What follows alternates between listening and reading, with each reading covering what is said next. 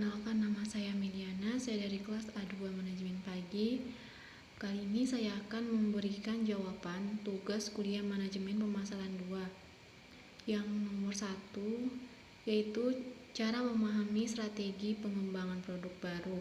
Hal yang perlu dilakukan dalam mengembangkan suatu produk yaitu memperbaiki produk yang lama atau menambahkan kegunaan produk tersebut kepada target pasar. Ini artinya kita perlu menyajikan unsur-unsur baru yang dapat memikat hati pelanggan. Selain itu, pengembangan produk termasuk dalam proses perubahan yang dilakukan pada produk yang sudah ada sebelumnya, sekaligus sebagai proses mencari inovasi guna menambah nilai terhadap produk lama dan mengkonversikannya ke dalam bentuk produk tersebut.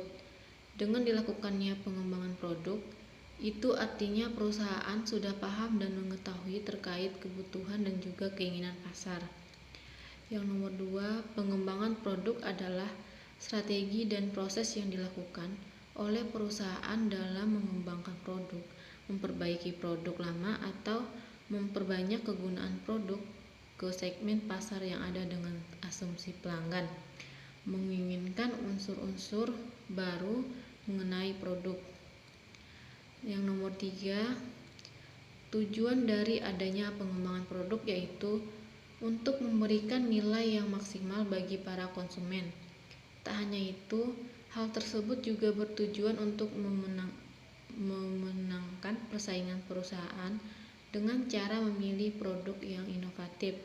Kemudian juga produk yang telah dimodifikasi dan memiliki nilai tinggi, baik itu dalam hal desain maupun ukuran dan lainnya. Yang nomor 4, jenis-jenis pengembangan produk. Menurut Keller dan Kotler, ada beberapa jenis strategi pengembangan produk, diantaranya yang pertama, memperbaiki produk yang sudah ada sebelumnya. Hal ini berarti perusahaan harus menggunakan fasilitas serta teknologi yang sudah ada untuk menciptakan inovasi baru dan memperbaiki produk lama. Dengan menggunakan cara ini, perusahaan tidak akan mendapatkan risiko yang besar, sebab mereka hanya perlu melakukan perubahan secara menyeluruh. Yang kedua, memperluas lini produk.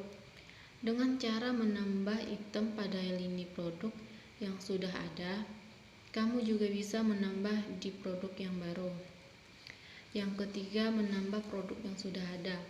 Dalam hal ini, perusahaan perlu menambah serta memberikan variasi pada produk yang sudah ada sebelumnya. Kemudian memperluas segmen pasar dengan cara melayani berbagai jenis segmen yang mempunyai selera yang berbeda. Yang keempat, meniru atau memodifikasi strategi kompetitor. Cara ini bisa dilakukan dengan meniru strategi dan kompetitor yang dianggap akan menguntungkan, misalnya tentang penetapan harga.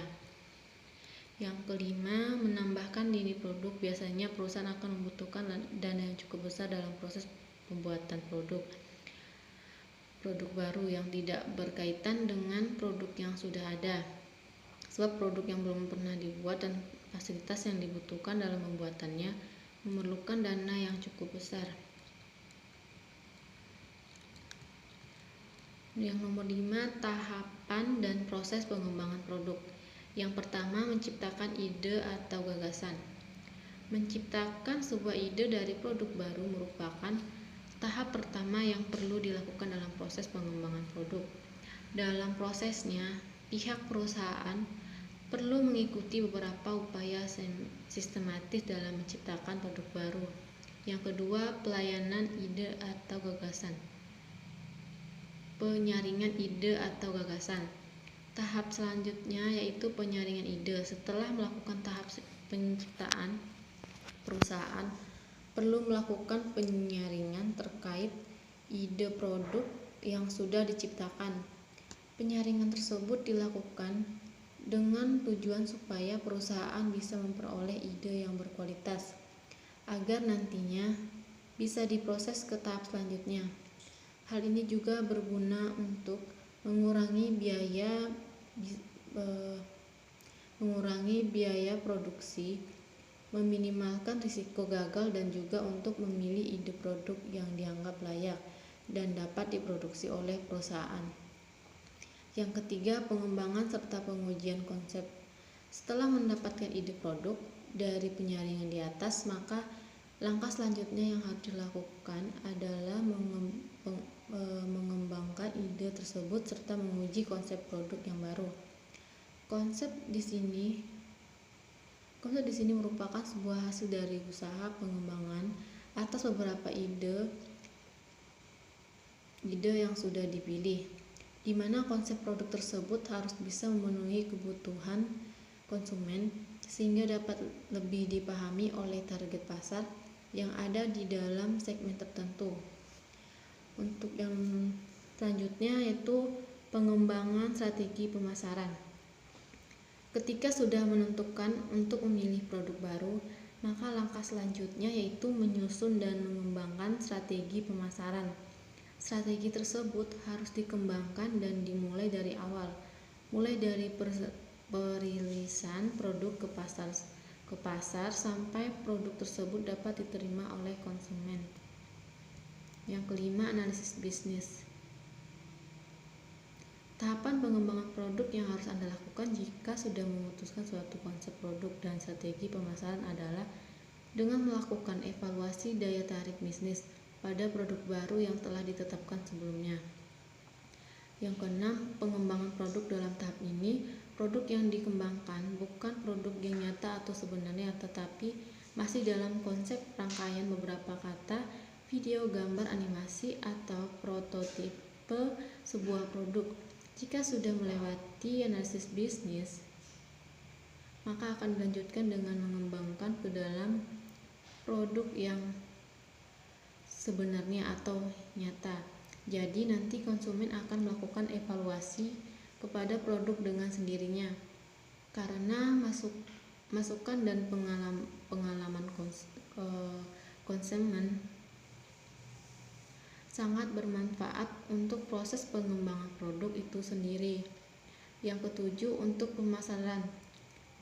Sebelum produk dipasarkan sesuai dengan strategi pemasarannya, maka produk harus melewati uji pemasaran pada sebuah pasar yang sesungguhnya dengan skala yang kecil. Dengan strategi itu, perusahaan memproduksi akan mendapatkan gambaran dan pengalaman yang berhubungan dengan produk yang akan diluncurkan tersebut. Sebelum produk dijual sesungguhnya dalam skala yang luas, di mana hal tersebut membutuhkan biaya pemasaran yang banyak. Yang nomor 8, komersialisasi.